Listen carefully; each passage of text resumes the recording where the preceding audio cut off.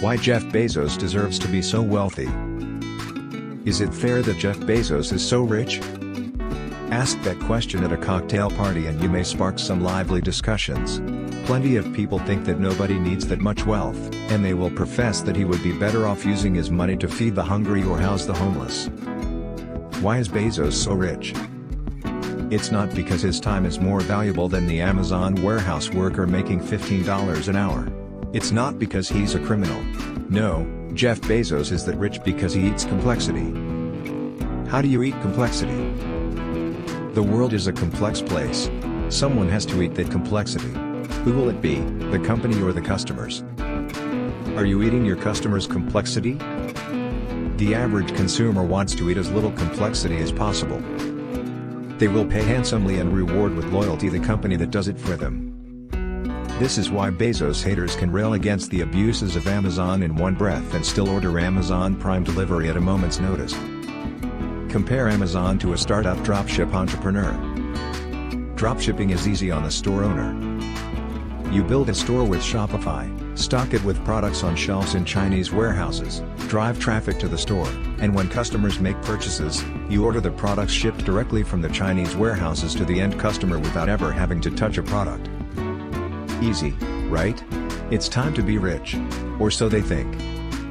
The warehouse eats up most of your margin through shipping and handling, and the customer must wait 2 to 3 weeks for the merchandise to arrive.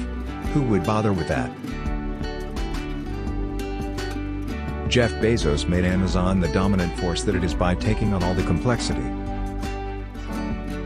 He's relentlessly customer-focused, obsessed with making life easier for them. He set huge challenges for his team so that the customer faces as little friction as possible when shopping on Amazon. The empire of warehouses, the fleet of delivery trucks, the rigorous packaging and safety standards, the lockers in public places, the small army of customer service specialists and the one-click interface for returns and refunds.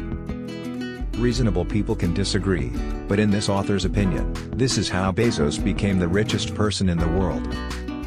Bezos took unfathomable chaos and digested it into order. He ate all the complexity he had to so you could get your desired products and have them delivered overnight.